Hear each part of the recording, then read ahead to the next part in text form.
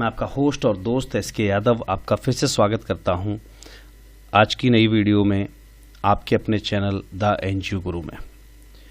दोस्तों, मैं आपको बड़ी खुशी से बताना चाहूँगा कि इस नवंबर मंथ में राष्ट्रीय NGO महासंघ से संबद्ध लगभग 35 संस्थाओं ने सक्सेसफुली CSR ग्रांट्स अचीव की हैं, जो कि अपने आप में एक माइलस्टोन है उन सभी कंसल्टेंट्स के लिए जो सिर्फ अपनी झूठी जानकारियों से संस्थाओं को ठगने का प्रयास करते हैं। राष्ट्रीय NGO महासंघ के दिशा निर्देश में सैकड़ों संस्थाएं अपने आप को गौरवान्वित महसूस करती हैं, अपने आप को एक्टिव बनाए हुए हैं फील्ड में और एक जोश और उमंग के साथ काम कर रही हैं, क्योंकि उन्हें पता है कि जिस गाइडलाइन में, जिस दिशा निर्देश में वो लोग काम कर रहे हैं, वो दिशा निर्देश कहीं किसी और कंसल्टेंट द्वारा ना बताया गया है और ना शायद बताया जाएगा। क्योंकि यहाँ एक चीज़ भिन्न है जो हमें सबसे अलग बनाती है। राष्ट्रीय NGO महासंघ या द NGO गुरु के इस प्लेटफॉर्म पर सिर्फ एक ही चीज़ कही जाती है कि आपको किसी कंसल्टेंट की आवश्यकता नहीं है। आप अपनी संस्था के लिए खुद एक कंसल्टेंट हैं, बशर्ते थोड़ी सी मेहनत करनी पड़ेगी आपको सीखने के लिए और बशर्ते आपको थोड़ी सी मेहनत करनी पड़ेगी वीडियो देखकर ग्रांट खुद अप्लाई करने के लिए, बस इससे ज़्यादा कुछ नहीं। और मैं प्राउडली आप लोगों को अनाउंस करना चाहूँगा कि अगर राष्ट्रीय NGO महासंघ के माध्यम से, इस चैनल के माध्यम से जो आपको ग्रांट एप्लीकेशंस की इन्फॉर्मेशन मिल रही है लगातार, अगर आप 10 ग्रांट एप्लीकेशन भी अपने वीडियोस को देखकर कर गए पूरे साल के अंदर, तो ये मान के चलिए कि कहीं ना कहीं आपने अपनी 2 लाख रुपए की गाढ़ी कमाई को बचा लिया, जो शायद आप एक एक प्रोजेक्ट को अप्लाई करने के लिए 10, 15, 20 हज़ार रुपये के रूप में किसी कंसल्टेंट को देते। तो ये अपने आप में एक बहुत बड़ा अचीवमेंट है राष्ट्रीय NGO महासंघ का। और हमारी टीम NGO गुरु को भी मैं साधुवाद देना चाहूँगा, जो अपना पूरा प्रयास झोंके रखती है आपको नई नई इन्फॉर्मेशन, नई नई जानकारियाँ लाकर देने के लिए। मैं एक बार फिर से आप लोगों का स्वागत करूँगा द NGO गुरु चैनल में। और अभी तक अगर आपने चैनल को सब्सक्राइब नहीं किया तो प्लीज़ सब्सक्राइब कर लीजिए, क्योंकि हमारे द्वारा दी जाने वाली जानकारी आपको कहीं किसी और प्लेटफॉर्म पर नहीं मिलेगी, क्योंकि यहाँ पर हर एक चीज़ क्रिस्टल क्लियर रूप से आपको सर्च करके बताई जाती है, सिखाई जाती है, समझाई जाती है। जिन लोगों को टेक्निकल असिस्टेंस की आवश्यकता पड़ सकती है, लगता है आपको कि कोई ग्रांट प्रपोजल के लिए आपको टेक्निकल असिस्टेंस चाहिए, तो वो हमारी चैनल कम्युनिटी को ज्वाइन कर सकते हैं। सब्सक्राइब बटन के पास में ही एक ज्वाइन बटन का ऑप्शन है, जिस पे क्लिक करके आप जो है हमारी चैनल कम्युनिटी को भी ज्वाइन कर सकते हैं।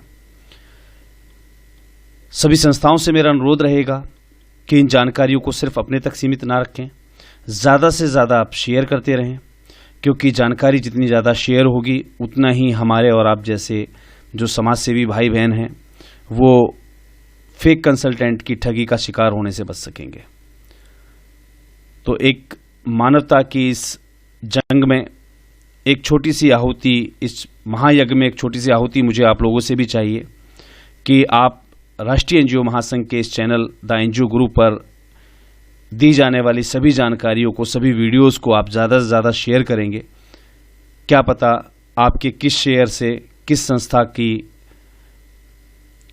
गाढ़ी कमाई ठगने से बच जाए और उसकी दुआओं का फलसफा आपके और आपके परिवार के साथ हमेशा बना रहे। उम्मीद करता हूं कि आप लोग चैनल को सब्सक्राइब कर चुके होंगे, वीडियो को आप भी जो है ज़रूर लाइक करा करेंगे और ज़्यादा से ज़्यादा शेयर भी करेंगे।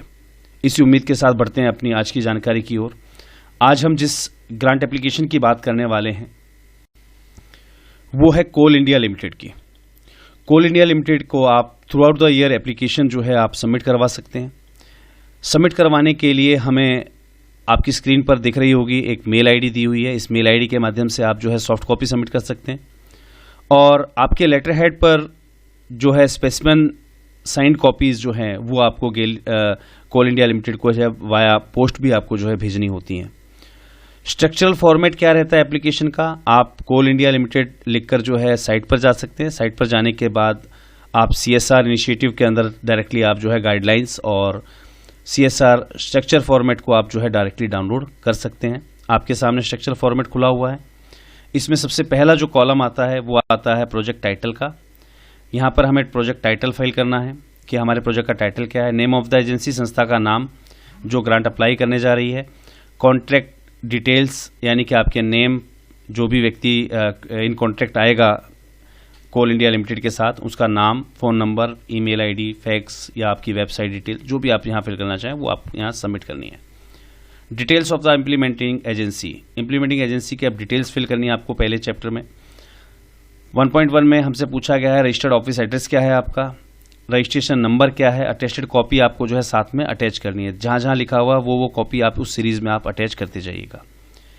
Weather amount given to the organisation is exempted from income tax act ATG, क्या आपको दिया जाने वाला जो अमाउंट है वो ATG के अंदर टैक्स एग्जेम्पशन में आएगा। येस करके यहाँ पर आपकी ATG की डिटेल आपको फाइल कर देनी है। नेम ऑफ द, और साथ ही साथ अपना ATG का सर्टिफिकेट भी आप पीछे इनक्लोज कर दीजिएगा। Name of the principal bank with address, यानी कि संस्था का खाता जिस बैंक में है उसका नाम, address, bank account number, organisation का नाम, बैंक अकाउंट में क्या है, और एक फ़ोटोकॉपी भी आपको साथ में लगा देनी है ब्लैंक चेक की या कैंसिल चेक की, इसके साथ में अटैच कर देनी है आपको। देन आफ्टर आपका पैन नंबर, संस्था का पैन नंबर आपको जो है मेंशन कर देना है और साथ ही साथ उसकी एक कॉपी भी साथ में आपको अटैच कर देनी है। देन आफ्टर आपका प्रिंसिपल एक्ट एंड बायलॉज जो है आपको मेंशन कर देना है और साथ ही साथ आपको जो है एक कॉपी उसकी इनक्लोज कर देनी है। ऑडिट अकाउंट्स की एक्सपेंडिचर और इनकम एक्सपेंडिचर की रिपोर्ट के साथ 3 साल की आपकी ड्यूली अटेस्टेड ऑडिटेड होनी चाहिए आपकी CA फर्म से, तो वो आपको जो है साथ में अटैच कर देनी है। Certificate from A chartered accountancy firm, एक आपका जो चार्टर्ड अकाउंटेंट है उनसे आपको एक जो है no profit no loss basis का जो है इंस्टीट्यूशन की रनिंग का आपको एक सर्टिफिकेट लेना है कि ये संस्था जो है नो प्रॉफिट नो लॉस पर जो है रन हो रही है, तो वो आपको एक सर्टिफिकेशन दे देंगे अपना। Confirmation that the assets created from the donation या financial assistance shall eventually rest with the organization and shall not be passed on any private party, यानी कि मिलने वाली ग्रांट के माध्यम से जो भी आप फाइनेंशियल असिस्टेंस आपको मिलेगी उससे आप जो भी फिजिकल एसेट्स अपने खड़े करेंगे संस्था के, वो आप समय रहते किसी भी प्राइवेट पार्टी को या बाद में उनको ख़त्म नहीं कर देंगे। इस चीज़ का आपको जो है कन्फर्मेशन देना होता है रिटर्न में। चलिए जी, अब supporting documents of all the above points to be enclosed, जो भी पॉइंट्स आपने ऊपर इनक्लोज सपोर्टिंग जो आपने पॉइंट्स जो डिस्क्लोज किए हैं उनके सपोर्ट में आपको एक एक डॉक्यूमेंट्स वहाँ पर जो है सबमिट ज़रूर करना है। अब प्रपोजल की बात करते हैं तो नेचर एक्टिविटीज़ आपको जो है मेंशन करनी है। लिस्ट ऑफ मेजर एक्टिविटीज़ संस्था की जो हैं 3 साल की वो आपको मेंशन करनी है।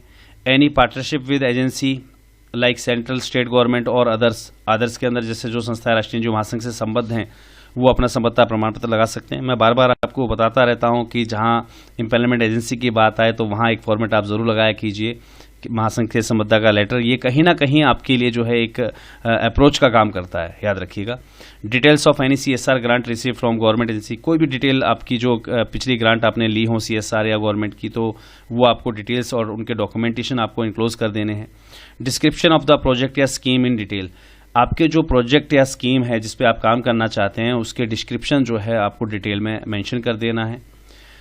ऑब्जेक्टिव्स टू बी अटैच्ड, उसके ऑब्जेक्टिव्स जो है आपको अटैच कर देने हैं। ऑब्जेक्टिव के अंदर जो है आपके section of the society to be benefited from the project, किस पर्टिकुलर सोसाइटी, किस मतलब आप जो है जो टारगेट एरिया आपका वो क्या रहेगा वो आपको मेंशन कर देना है ना। अप्रोक्सीमेट नंबर ऑफ बेनिफिशरीज, जो आपके अप्रोक्सीमेट नंबर ऑफ बेनिफिशरीज हैं वो आपको मेंशन कर देने हैं। यहाँ पर जो है आप जो बारीकियां दी गई हैं उनको ध्यान से आप पढ़ लीजिएगा। चलिए जी, details of schedule and phase wise requirement of fund for implementing the project.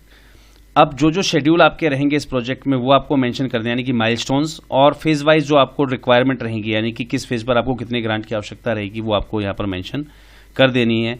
A brief right up module आपको जो है इसमें सबमिट कर देना है with estimated time frame and resource involve के साथ, है ना। डिटेल्स ऑफ प्रपोज्ड आउटले, एक प्रपोज्ड आउटले आपको जो है डिज़ाइन करना है, जैसे लैंड एस्टिमेटेड कॉस्ट है फर्स्ट ईयर सेकेंड ईयर, है ना, बिल्डिंग इक्विपमेंट्स, अदर्स क्या रहेगा आपके आइटम्स, है ना, उसका टोटल एस्टिमेटेड कॉस्ट क्या रहेगी। देन आफ्टर रेवेन्यू एक्सपेंडिचर, यानी कि जब आप उस प्रोजेक्ट पे वर्क कर रहे होंगे तो क्या क्या आइटम्स आपको रिक्वायर्ड रहेंगी, उनकी आइटम कॉस्ट क्या रहेगी फर्स्ट ईयर सेकेंड ईयर की, है ना। तो benefit to CIL as a patron, एक पैट्रॉन के रूप में CIL का बेनिफिट क्या होगा, यानी कि publicity like engraving the Coal India logo, Coal India का आपको लोगो यूज करना है सभी प्रोजेक्ट मटेरियल प्रिंटेड मटेरियल पर, और वहां पर आपको एक पैराग्राफ भी डालना है CSR project of Coal India Limited, यानी कि ये बहुत ज़रूरी है। तो वो आपको मेंशन चीज़ें ध्यान रखनी है कि जो है कंपनी इस चीज़ के लिए आपको ज़रूर बाध्य कर सकती है। बेनिफिट्स टू एम्प्लॉयज़, एम्प्लॉयज़ के लिए क्या क्या बेनिफिट्स रहेंगे, CIFL फैमिली के लिए उनके मैकेनिज्म में उनके जो है, जैसे for instance if a project aims to build a school for the blind, जैसे हम उदाहरण के रूप में एक अंधों के लिए जो एक स्कूल बनाने वाले हैं आपका प्रोजेक्ट है, it would be desirable that a scheme is involved which can elucidate a mechanism by which any member from CIL family can avail of the facility at a discounted rate etc. यानी कि मान लीजिए आपने एक blind बच्चों के लिए school खोला, तो उस स्कूल के अंदर जो CIL फैमिली है, यानी कि कोल इंडिया लिमिटेड की जो फैमिली है, उनका जो परिवार है, उनके जो एम्प्लॉयज़ हैं, उनके बच्चे भी एडमिशन ले सकें अगर उनमें से कोई बच्चा ब्लाइंड है। अगर आप जो है पर्टिकुलर एक स्कूल खोल रहे हैं तो उनके बच्चों को आप कंसेशनल रेट पर सुविधाएं दे सकें। आप मेडिकल फैसिलिटी दे रहे हैं तो उनके जो CIL स्टाफ है उसको आप मेडिकल फैसिलिटी पूरी प्रोवाइड करेंगे, है ना। तो ये सारी चीज़ें यहाँ पर जो है मेंशन की गई हैं कि आप उनके बेनिफिट्स को भी जो है फ़ायदा दें, ऐसा आपका स्कीम के अंदर जो है डिज़ायर्ड होना चाहिए। और आपको इस चीज़ को साइन भी करना है, ये ध्यान रखिएगा, इसको आपको साइन करना है कि आप ऐसा करेंगे, ठीक है जी। तो awareness camp relevant to the project to be organized under the aegis of Coal India Limited for the masses intended to showcase the project of the masses and different government agencies। तो आप जो भी awareness camp वगैरह show करेंगे उसमें आप जो है इनको इनवाइट भी करें, इनको आप इनके नाम का आप जो है बैनर पोस्टर वगैरह जो भी आप प्रचार का सामग्री वो यूज़ करें, है ना। तो इसका एक एक्नॉलेजमेंट आपको देना है, और आप समय समय पर जो है विदिन 15 डेज जो है आप उसका आपकी जो है यूटिलाइजेशन सर्टिफिकेट भी आप जो है सबमिट करेंगे, जो आपने ग्रांट यूटिलाइज किया उसका एक यूटिलाइजेशन सर्टिफिकेट आप सबमिट करेंगे। अगर आपका प्रोजेक्ट सैंक्शन हो जाता है तो उस चीज़ का आपको जो है एक लिखित में आपको इनको जो है एक शपथ पत्र देना होगा। तो ये छोटी छोटी चीज़ें हैं जिनको आपको बारीकी से जो है ध्यान रखना होता है, और एक प्रेस्क्राइब्ड फॉर्मेट में जब आपकी ग्रांट एप्लीकेशन जाती है तो ही वो सैंक्शन के काबिल बनती है। इसलिए किसी भी फेक कंसल्टेंट के चक्कर में ना पड़ें, क्योंकि बहुत सारे कंसल्टेंट को इन प्रेस्क्राइब्ड स्ट्रक्चर फॉर्मेट का नहीं पता है, वो कहीं ना कहीं आपकी गाढ़ी कमाई को जो है हड़पने की फिराक में बैठे हुए हैं। इसलिए मेरा आप सभी लोगों से अनुरोध है कि राष्ट्रीय NGO महासंघ द NGO गुरु की टीम के साथ जुड़ते रहें और अपनी संस्था को आगे बढ़ाने के लिए दिन रात मिलकर जो है हम और आप प्रयास करते रहें। इसी मंगल कामना के साथ मिलते हैं अगली किसी और वीडियो में नई किसी जानकारी के साथ। तब तक के लिए जय हिंद, जय भारत, धन्यवाद।